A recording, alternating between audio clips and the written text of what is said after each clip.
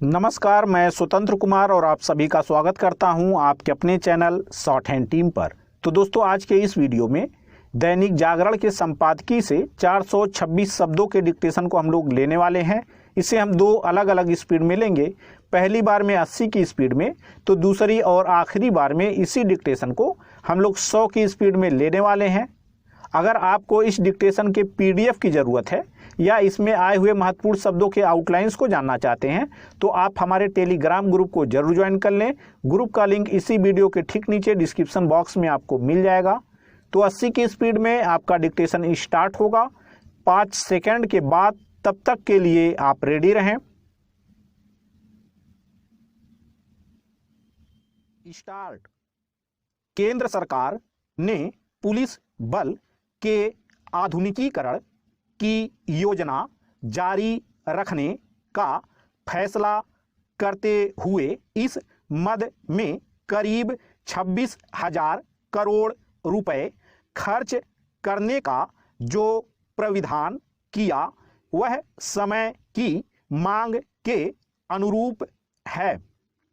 इस योजना के तहत पुलिस को आधुनिक बनाने के साथ उसके कामकाज में सुधार पर भी ध्यान केंद्रित किया जाएगा। इस क्रम में जम्मू कश्मीर के साथ पूर्वोत्तर राज्यों और नक्सल प्रभावित क्षेत्रों की पुलिस को आवश्यक संसाधनों से लैस करने पर विशेष बल दिया जाना स्वाभाविक है, लेकिन ऐसी ही आवश्यकता दक्षिण भारत के राज्यों में भी है, क्योंकि केरल, तमिलनाडु, कर्नाटक आदि में अतिवादी संगठन न केवल सिर उठा रहे हैं बल्कि उनकी गतिविधियां भी बढ़ती जा रही हैं। तथ्य यह भी है कि ऐसे अतिवादी संगठनों को बाहरी ताकतों का सहयोग समर्थन मिल रहा है। ये वे ताकतें हैं जो भारत को कमजोर करना चाह रही हैं। इसके लिए वे मतांतरण में लिप्त संगठनों से लेकर मादक पदार्थों की तस्करी करने वालों की मदद करने में लगी हुई हैं। इन बाहरी ताकतों में कुछ ऐसी भी हैं जो कथित तौर पर नागरिक अधिकारों और पर्यावरण जैसे मसलों की आड़ में भारत के हितों को नुकसान पहुंचाने का इरादा रखती हैं। इसी कारण आंतरिक सुरक्षा के समक्ष खतरे बढ़ रहे हैं। पैरा। चूंकि आंतरिक सुरक्षा के लिए खतरा बने तत्व आधुनिक तकनीक से लैस होकर नित नई चुनौतियां पेश कर रहे हैं, इसलिए यह आवश्यक ही नहीं अनिवार्य है कि हमारी पुलिस और अन्य सुरक्षा एजेंसियों के साथ खुफिया तंत्र भी न केवल समुचित संसाधनों से सज्जित हों बल्कि संख्या बल के अभाव से भी मुक्त हों। यह ठीक नहीं कि अनेक राज्यों में पुलिस कर्मियों के हजारों पद रिक्त हैं। पुलिस बल को केवल आधुनिक तकनीक एवं संसाधनों से ही लैस नहीं होना चाहिए बल्कि उनकी मदद के लिए उच्च गुणवत्ता वाली फोरेंसिक लैब भी विकसित की जानी चाहिए। इसके अतिरिक्त आपराधिक न्याय तंत्र को प्रभावी बनाने के साथ पुलिस कर्मियों को आवश्यक सुविधाएं भी उपलब्ध कराई जानी चाहिए ताकि वे काम के बोझ से मुक्त हो सकें। यह ठीक है कि हाल के समय में ऐसे कुछ कदम उठाए गए हैं, लेकिन वे अभी अपर्याप्त हैं। आधुनिकीकरण के साथ पुलिस को जरूरी संसाधनों और सुविधाओं से लैस करने के काम को वैसी ही प्राथमिकता दी जानी चाहिए जैसी सेनाओं को समर्थ बनाने के लिए दी जा रही है।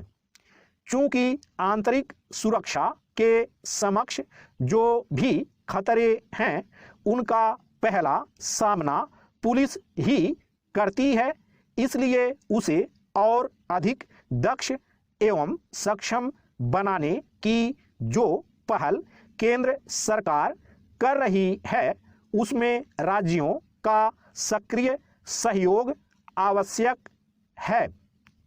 स्टॉप। दोस्तों, इसी डिक्टेशन को दूसरी बार में हम लोग 100 की स्पीड में लेंगे और आपका समय स्टार्ट होगा 5 सेकंड के बाद। तब तक के लिए आप रेडी रहें।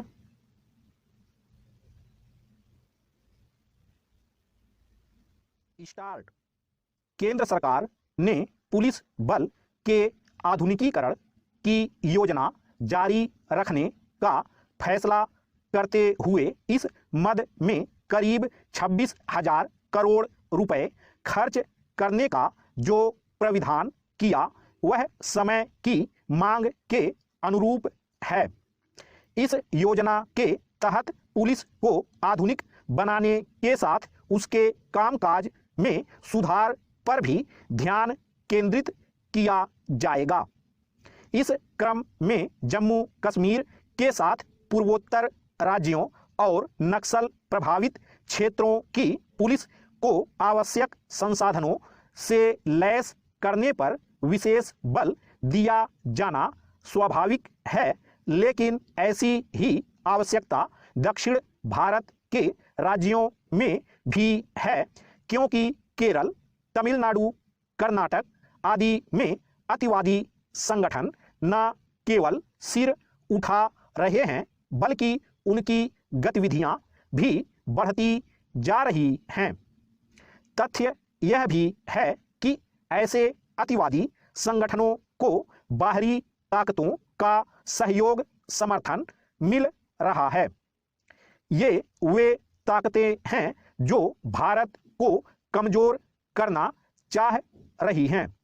इसके लिए वे मतांतरण में लिप्त संगठनों से लेकर मादक पदार्थों की तस्करी करने वालों की मदद करने में लगी हुई हैं।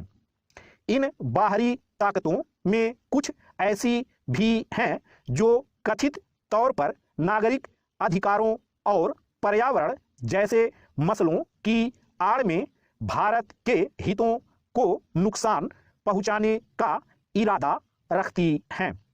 इसी कारण आंतरिक सुरक्षा के समक्ष खतरे बढ़ रहे हैं। पैरा।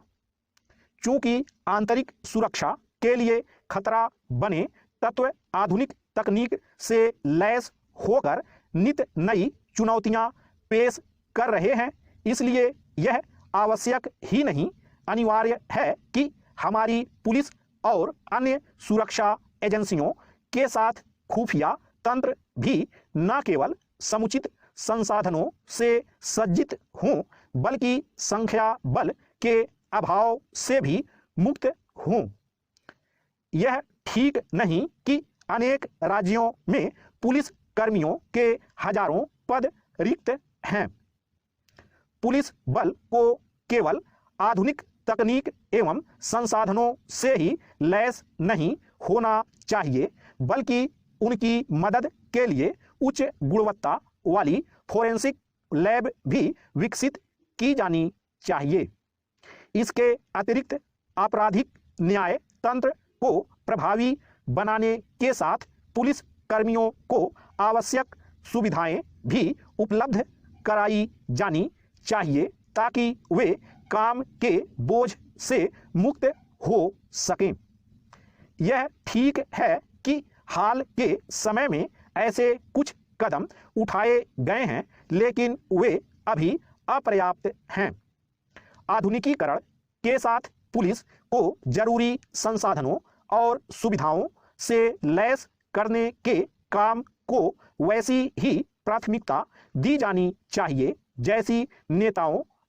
जैसी सेनाओं को समर्थ बनाने के लिए दी जा रही है।